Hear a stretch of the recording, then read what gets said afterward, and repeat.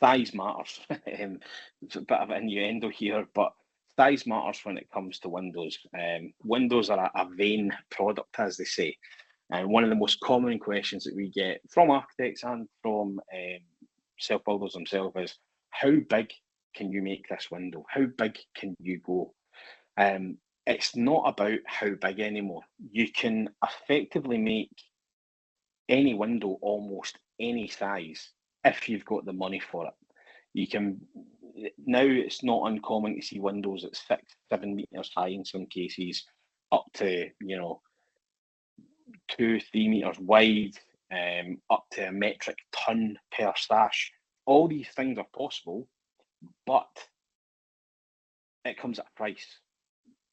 So when you're designing your windows and when you're thinking about it, it's cool and it's awesome to have really nice, big, large windows. We're one of the biggest advocates for it, but people forget that it's the window itself is one part of it. The heavier the window is, the more people it's going to take to physically move that window from one position to another and get it into your house. It may require specialist lifting equipment, like lifting, if you've only got a narrow side of the site down the side of the house, then you might have to crane it over. A crane could be £1,200 to £1,500 per day, plus road closure costs. It all adds up. So when you're thinking about, designing a product or designing your building, and you're looking at your window design and your fenestration layout, think about, how am I physically going to move this? Could you subdivide it? Could you make the opening slightly more complex, then piece it together on site? Think very, very carefully about that.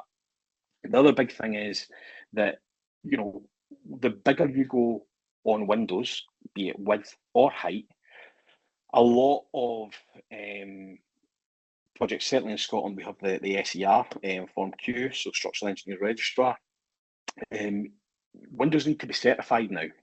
So a window manufacturer and window company will make almost anything. Not a problem at all. If you tell them they want it and you get the money to buy it, they will make it for you.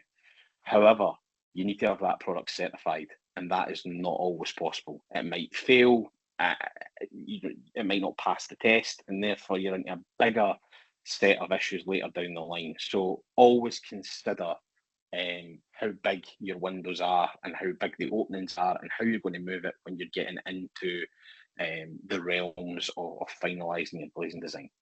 More specifically on height, we're seeing bigger and bigger windows. This project here, the one on the right, that is a 5 metre by 1800 wide fixed window on the right hand side, which is about to be installed.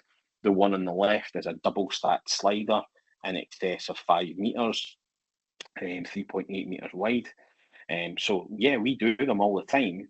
However, the big thing you need to think about when you're talking about heights and sometimes in terms of widths is think about the optimum height that you want to make your window. A lot of the time we see people coming to us nowadays with windows at 2.8 metres high, and that's great, it's fantastic. Do you need it to be 2.8 metres high though? Consider, dropping the height. The problem you get is over a certain height, you have to change the makeup of the glass. So generally from 0 to 2.2, 2.4, depending on the width, you can get away with a 6mm glass thickness. So in a triple glaze unit, that'd be 6mm, 6mm, 6mm. The minute you go over 2.4 in height and you start broaching that 2.5, 2.6, 2.8 and above, you could be in the realms of 8 to 10mm glass. Now, 2.4 to 2.6 isn't just 200 millimeters. It's the cost of that glass, and what you can do is you can get yourself into a trap where you have an exponential increase in cost very, very quickly, because 8mm, 10mm, 12mm glass units are a lot more than 6mm glass, and they're a lot more heavy. And again, the only person that can really tell you the thickness of that glass unit is the structural engineer. We can calculate and certify that it's going to stand up to certain wind loads and resistances. However, if you've got a huge opening on your building, you need to make sure that your structural engineer's happy with you to have that window in there.